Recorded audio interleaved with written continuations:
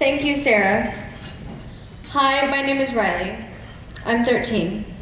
I know a lot of you sitting out there tonight, which helps make this a little less scary. But for those of you I don't know, I'd like to share a little bit of my Riley story.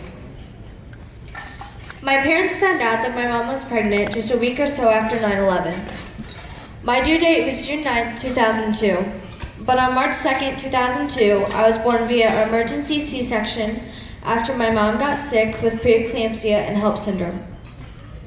I was 15 weeks premature. I weighed 1 pound, 10 ounces, and was 13 inches long.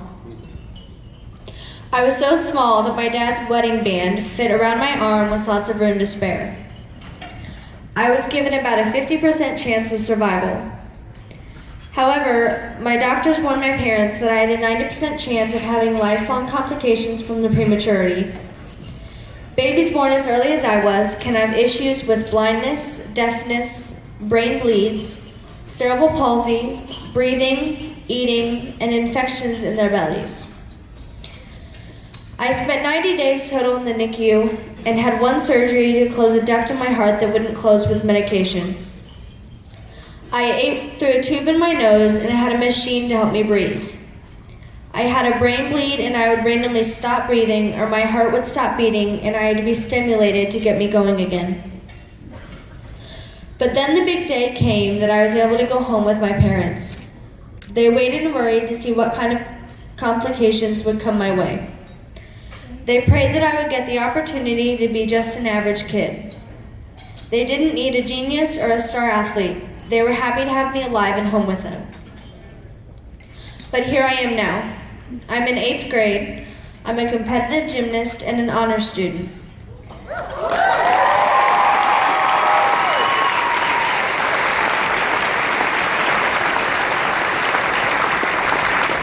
And I just started learning to play saxophone.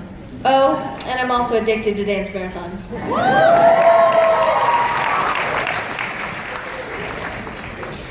We were invited to our first dance marathon when I was 4 years old. It was at Bloomington South High School, and it changed the course of my future. As you know, I've been to quite a few marathons. Actually, it was my 170th dance marathon a couple of hours ago with some of my favorite IUDM friends and my gymnastics teammates. A lot of people ask us how it's possible for us to attend so many marathons. In fact, other than that, when they ask if I'm named after the hospital, I'm not. That's the question I'm asked most often. So here's what I figured out. Since I'm an only child, we don't have to worry about many scheduling conflicts. Also, my mom is willing and able to drive me all over the place. My gymnastics coach understands the importance of dance marathon, so she lets me miss meets when I have conflicts, although we try not to take advantage. Also, I'm incredibly lucky to be healthy and strong, so I don't have to worry about hospitalizations or appointments causing conflicts. To top it all off, Indiana has the largest and best dance marathon program in the world, so the marathons are out there for me to attend.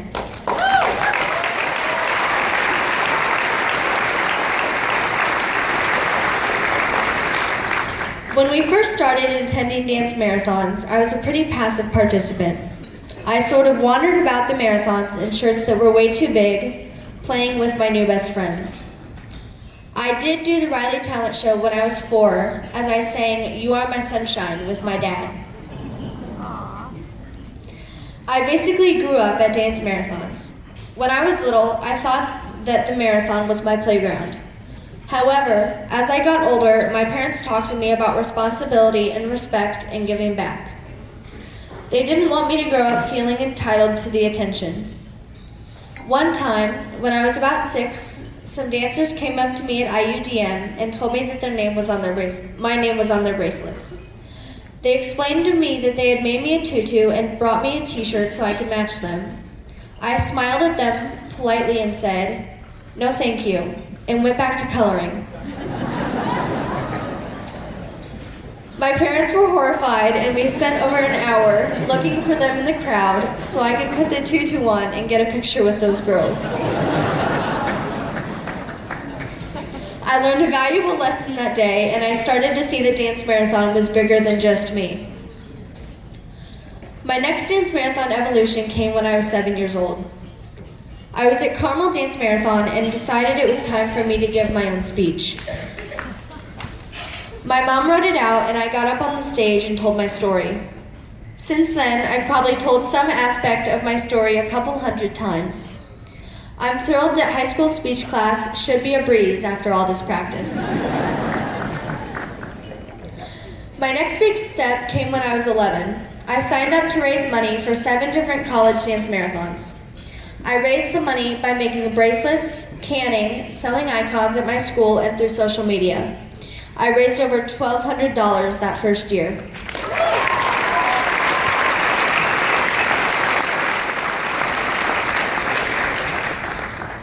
Last year, I decorated canvas shoes and sold them for $15.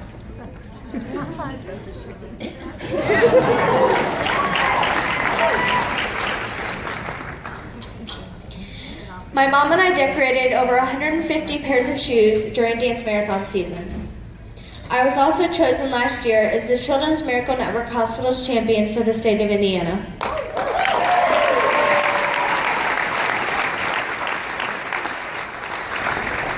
I even made a pair of DM dancing shoes for Miss America.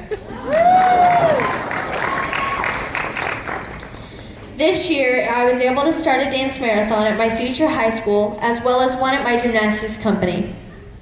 In fact, I planned and attended the TGC Gymnastics first dance marathon this afternoon, where we raised $3,171.83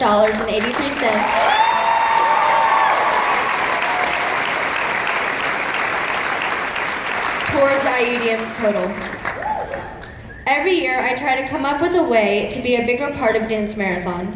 So many people tell me that I inspire them, but the truth is, all of you inspire me to do more. My gymnastics coach and I recently had a talk about my gymnastics skills. 2 years ago, she never thought I'd be doing the skills I am today. I wasn't strong enough, or I wasn't naturally talented enough. I didn't have the power needed to do big skills. But I just kept working away at it, one skill at a time. Last year, I finished 4th in the state in uneven bars and finished 11th in all around.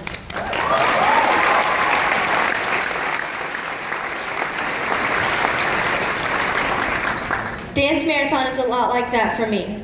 You have to be tenacious. You have to be willing to take one penny at a time. And you have to be constantly come up with new ways to be successful. And you may not raise the most money, but every penny you do is well earned.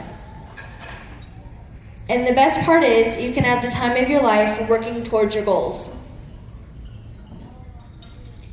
Also, for me, it's about experiencing every aspect of dance marathon. At a high school dance marathon, you might find me learning the line dance, playing dodgeball, I'm terrible at it, counting change, or making signs for the reveal. But I'm also just a kid, so you might find me doing cartwheels, coloring, or getting my hair braided. My 90 days in the NICU definitely impacted me for life in ways that my family never saw coming. We learned how to turn one of the scariest things that can happen to a family and make it a positive. For my parents, the horrible hospital stuff has been far outdistanced by the amazing. For every bad memory, we have 100 good ones, and so much of that is thanks to Dance Marathon.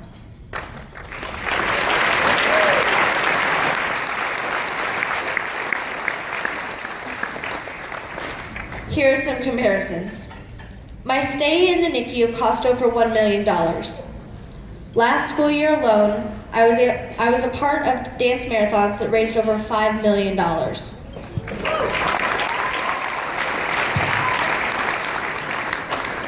I spent approximately 2,160 hours in the NICU. To date, I have spent over 1,200 hours at dance marathons.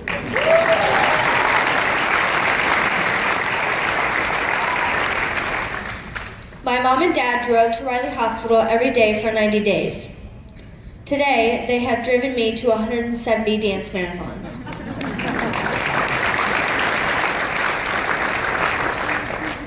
I spent my first 3.5 months inpatient at Riley. Thanks to my amazing care team, I have spent the next 13 years out of it as a healthy, never just average person.